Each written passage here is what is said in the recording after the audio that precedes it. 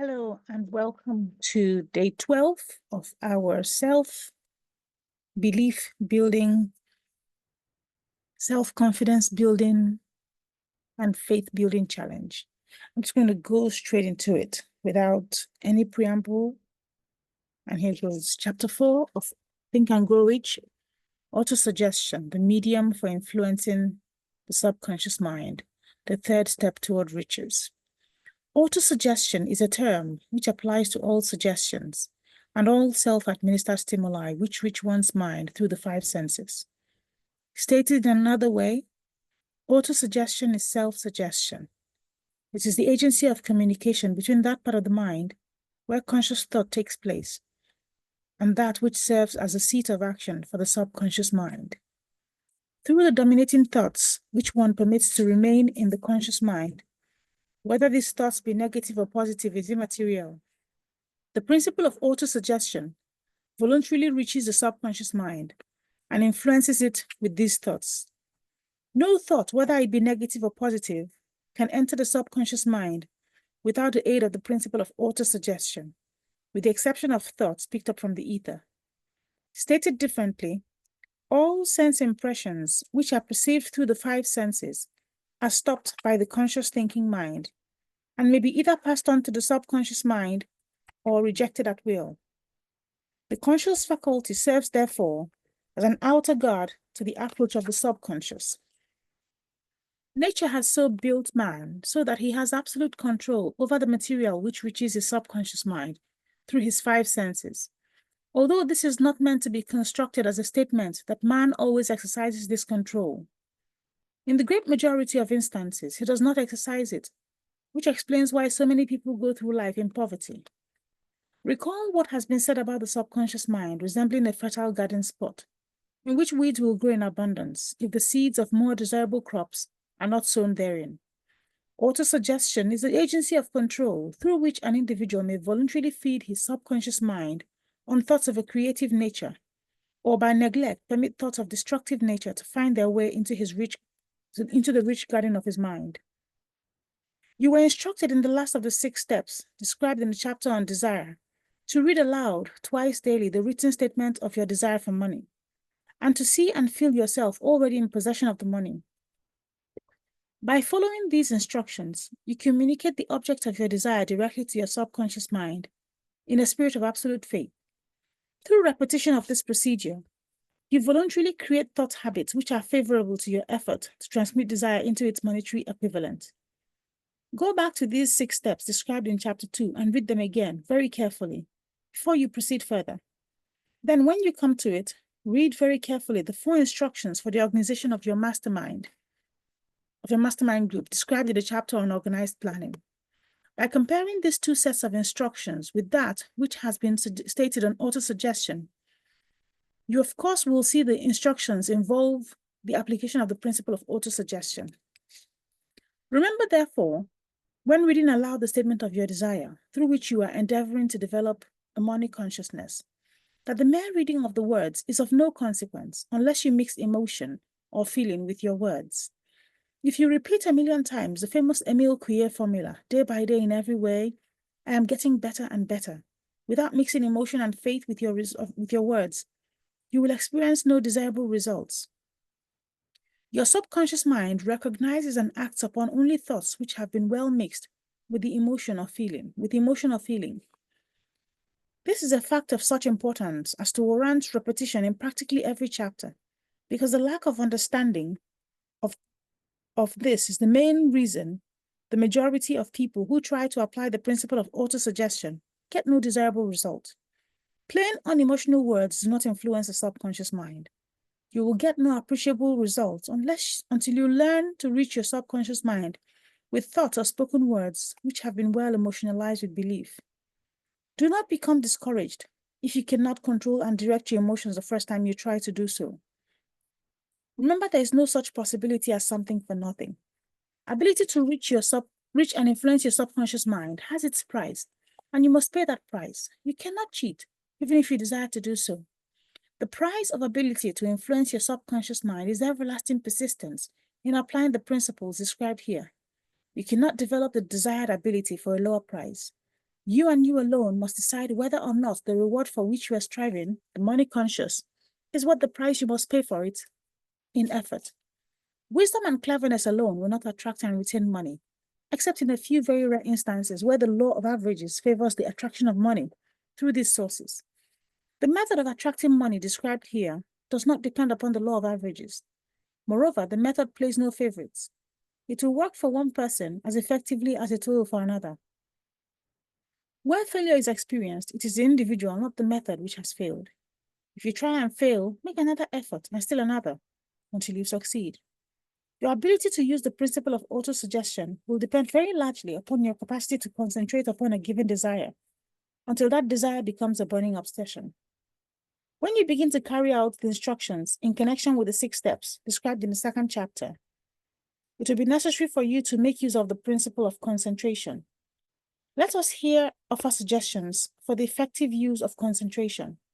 When you begin to carry out the first of the 6 steps, which instructs you to fix in your own mind, the exact amount of money you desire, hold your thoughts on that amount of money by concentration or fixation of attention with your eyes closed until you can actually see the physical appearance of the money.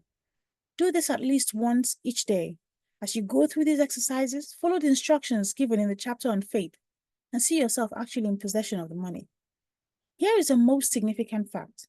The subconscious mind takes any orders given it in a spirit of absolute faith and acts upon those orders. Although the orders often have to be presented over and over again through repetition before they are interpreted by the subconscious mind.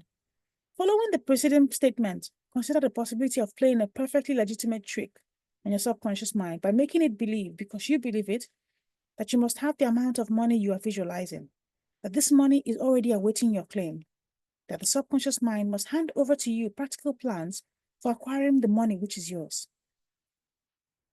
Hand over the thought suggested in the preceding paragraph to your imagination and see what your imagination can or will do to create practical plans for the accumulation of money through transmutation of your desire.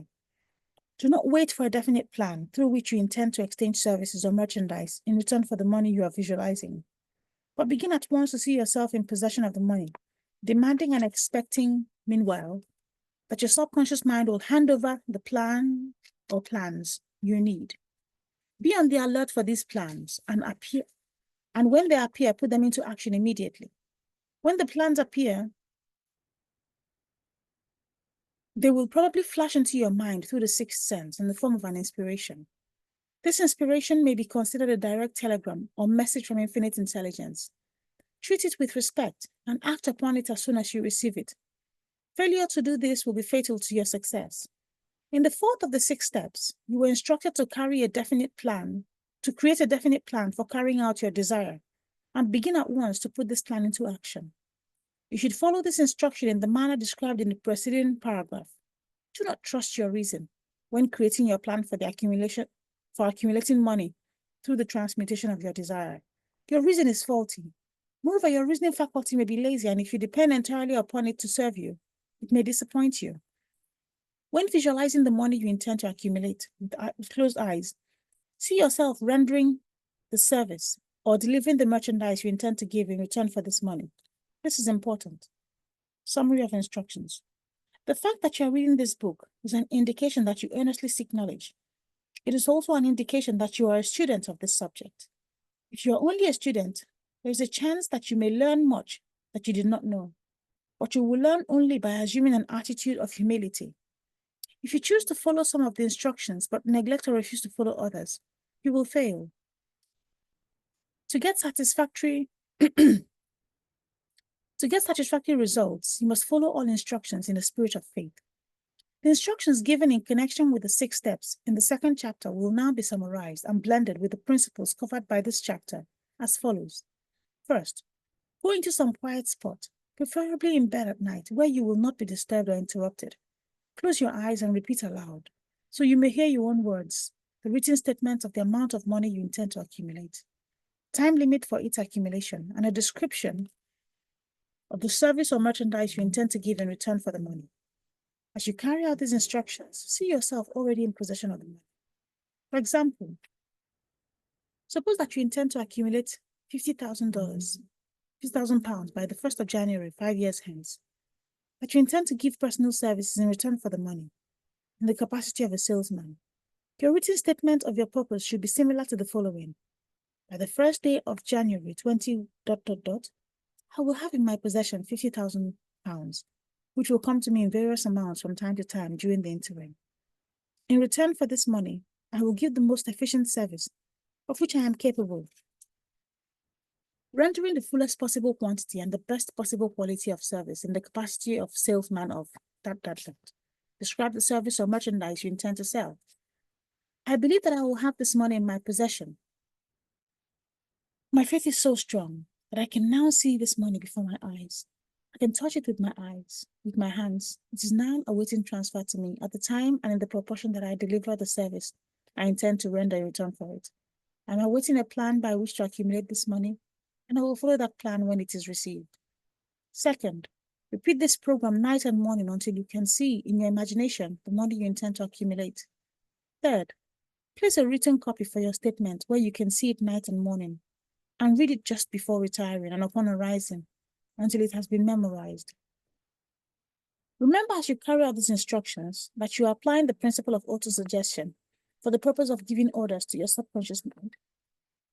Remember also that your subconscious mind will act only upon instructions which are emotionalized and handed over to it with feeling. Faith is the strongest and most productive of the emotions. Follow the instructions given in the chapter on faith. These instructions may at first seem abstract. Do not let this disturb you. Follow the instructions no matter how abstract or impractical they may at first appear to be. The time will soon come, if you do as you have been instructed in spirit as well as in act, when a whole new universe of power will unfold to you. Skepticism in connection with all new ideas is characteristic of all human beings. But if you follow the instructions outlined, your skepticism will soon be replaced by belief, and this in turn will soon become crystallized into absolute faith. Then you will have arrived at the point where you may truly say, I am the master of my fate. I am the captain of my soul. Many philosophers have made the statement that man is the master of his own earthly destiny, but most of them have failed to say why he is the master. The reason that man may be the master of his own earthly status, and especially his financial status, is thoroughly explained in this chapter. Man may become the master of himself and of his environment because he has the power to influence his own subconscious mind, and through it gain the cooperation of infinite intelligence. You are now reading the chapter which represents the keystone to the arch of this philosophy. The instructions contained in this chapter must be understood and applied with persistence if you succeed in transmuting desire into money. The actual performance of transmuting desire into money involves the use of autosuggestion as an agency by which one may reach and influence the subconscious mind. The other principles are simply tools with which to apply autosuggestion. Keep this thought in mind, and you will at all times be conscious of the important part the principle of autosuggestion is to play in your efforts to accumulate money through the methods described in this book. Carry out these instructions as though you were a small child. Inject into your efforts something of the faith of a child. The author has been most careful to see that no impractical instructions were included because of his sincere desire to be helpful. After you have read the entire book, come back to this chapter and follow in spirit and in action this instruction. Read the entire chapter aloud once every night until you become thoroughly convinced that the principle of autosuggestion is sound, that it will accomplish for you all that has been claimed for it. As you read, underscore with a pencil every sentence which impresses you favorably. Follow the foregoing instruction to the letter, and it will open the way for a complete understanding and mastery of the principles of success. Thank you.